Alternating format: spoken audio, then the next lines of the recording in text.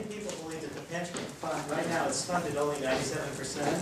They feel that the pension fund is slowly drained and going broke. They feel like it's been increasing rapidly, the amount of money paid to pension. San Francisco only has about a $6.5 billion budget projected in 3 or 4 months. In 3 or 4 years, it'll be well over $1 billion.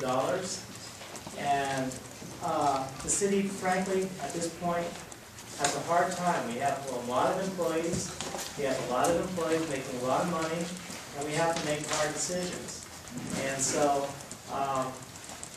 people are trying to look at the pension. The first person I'm going to bring up, the people here, is Tim Paulson. Very honored to have him. He's Executive Director of the San Francisco Labor Council, very distinguished. He's the head guy of labor in San Francisco. He's the top.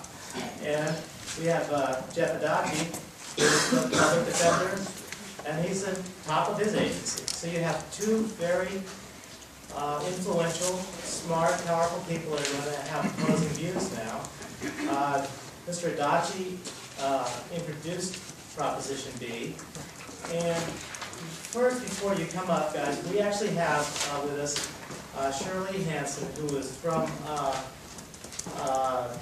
the civil grand jury. Is going to talk a few minutes, and she's going to summarize the findings of the civil grand jury report, so we can get a clear understanding of what the civil grand jury found.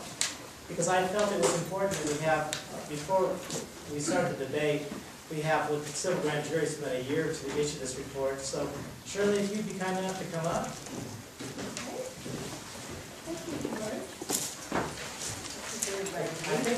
I should introduce you better. 22-year resident. Yes. Decided to get on the grand jury, served twice, and worked for the IRS. Yes. So. I like numbers. So when the lady talks, you have to listen. So. Okay. And when you say the pension fund is 97% funded, that's assuming a 7.75% growth rate, which the last 10 years I think has been 4.5, and if you assume a 4.5% growth rate, it's not 97% funded. Anyway. Each California county has a civil grand jury, apart from the criminal grand jury, whose duty it is to audit government, and we can investigate any function of city government, and at the end of the year, our county government, and we publish reports. Looks like this. This is our reports from last year. I was part of a 3-person committee which looked into pensions, city pensions. And this is the second year that the jury has reported on the pension problem. The year before, the report was entitled Pensions Beyond Our Ability to Pay. And I think that's where Jeff Adachi got started, not with our report, because ours wasn't published until this June. And we delved into the subject a little bit deeper, and we entitled our report Pension Tsunami, the $1 billion bubble. And Robin here, she was the third member of our committee, Craig Weber and myself. Could you speak louder? Yes, I'll try. What happened, city officials, along with compassionate voters, created relatively generous pensions for many of our city employees. And this is not just a San Francisco problem. It's happened in cities and states all over the country. State pension funds are said to be fully funded in only 4 states. I think one of them is Alaska, one of them is New York. San Diego is now talking about following Vallejo into bankruptcy. And San Francisco is about 4 or 5 years behind San Diego. The basic problem is that the rate at which public employee pay has been raised has steadily outpaced the cost of living, and often increased pension benefits were granted to avoid budget-busting pay raises. And elected officials negotiate with union leaders. So employee pay goes up, especially police and fire, and pension promises go up, especially police and fire. One of the big problems was Proposition H in 2002.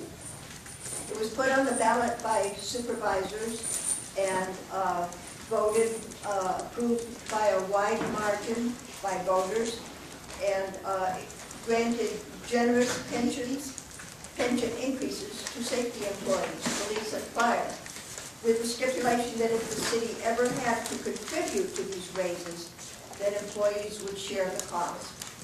But this last part was never implemented. The typical San Francisco public servant receives a fairly modest pension. However, 900 of San Francisco retirees now receive life pensions of over $100,000. The city lost millions in value from the pension fund in 08 and 09, down 30%, with a slight bounce back this last year. And the rapidly increasing pension costs now threaten the city's financial future. San Francisco has a defined benefit plan. Employees contribute 7.5% of pay to the fund, although for many employees, the city has been picking this up, paying for the employees. So while the employee contributions remain flat, the city's contribution increases from year to year. 0% in 03-04, 9.4% this last year, to a projected 30% of payroll in 2014-15, in only 5 years. And this shift in resources will drastically impact funding for other basic and essential services. Retirement contracts can't be changed, they're fixed in stone, so that these increasing costs must be paid by new taxes and fees, or abolishing city services, or raising employee contributions. Already we're facing budget deficits as far as the eye can see. In addition to pensions, San Francisco has promised its employees generous health benefits. Unlike pensions, health benefits for most retirees are not pre-funded, but are paid directly out of the city's general fund, pay as you go. San Francisco employees, except for new employees now, have a right to lifetime and retiree health benefits after only 5 years on the job. They may subscribe to various health plans, Kaiser, Blue Cross, with varying costs and benefits, depending on the plan. In 2001, just health care for retirees cost the city $17 million. Now, 10 years later, that amount has grown to $140 million, and it is expected to rise, of course, because health care just goes up and up faster than the cost of living. The Office of Controller estimates that the funding of the city pension and retiree health benefits for the past fiscal year, 2010, was $413 million, which will rise to $1 billion in just 5 years, becoming approximately a third of the city general fund. Now, I left some handouts there with copies of our findings and recommendations. And here's basically what we recommended. The defined benefit pension plan is based on final salary times years work times a multiplier. We recommended that the multiplier be set so that it is fair to employees and taxpayers.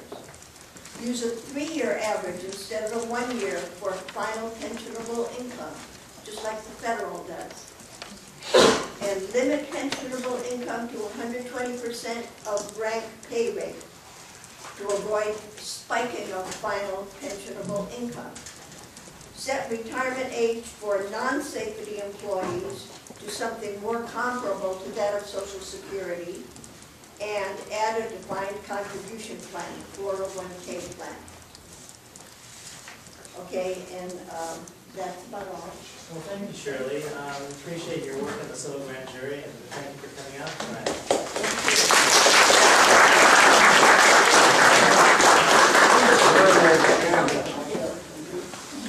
Anyone else want a copy?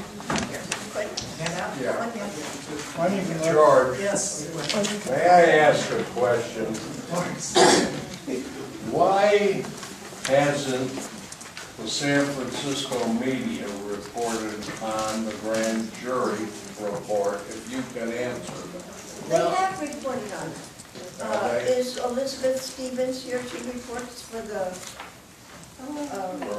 New York Times, the Yeah, local but edition of the New York Times. Yeah, but, And the Chronicle doesn't ever cover the civil grand jury I very well. understand. What about the Examiner? They don't either cover it too well. What about Mitch Baldwin, the West Side Observer? Yes, published there. West Side Observer covered it. All right. All right. Thank you, Mr. President. Thank you. Gentlemen, I know sometimes in debates it's tactical who goes first, who goes second. Does anyone have a preference? We could Proponent, I will defer to the proponent to put it on the ballot. Which is the way we've been doing it, I guess, That's fine by all me. around town. That's fine by me. Now, the format, Yes. Dave Bishop here will be, we have 12 minutes. On the 11th minute, Dave's going to tell you got a minute left, and then 12 minutes, bang. And then Tim will get the same. Thank you for coming, by the way. Thank you. Yeah, appreciate it. Truly great to be here this evening. Thank you for inviting us. I'm also honored to be here with Tim Paulson, who I've known for many years and have a great deal of respect for. We disagree very much on this issue, but we are otherwise friends. Proposition B. You've heard a lot of numbers. Thank you, Shirley. Thank you, members of the grand jury, for your work. At its core, as Americans, we believe in fairness. Our country was founded on the principle that hard work, individuality, self-determination, and doing the right thing means something. Our public pension system in San Francisco and the benefit system for city employees, of which I am one. I worked for the city for 22 years. Is not fair. It is bankrupting our city. According to the controller, we spent $829 million, that's close to $1 billion this year alone, on benefits for city employees. These pensions were created at a time when public employees were paid less than private sector employees, so it was understood as a form of deferred compensation. That is no longer true. According to our city controller, the average city employee earns $93,000 a year. The average private sector employee earns $46,000 a year, not including benefits. As a city employee, I receive a generous benefits package. If I'm a police or a firefighter, I can retire at age 55 with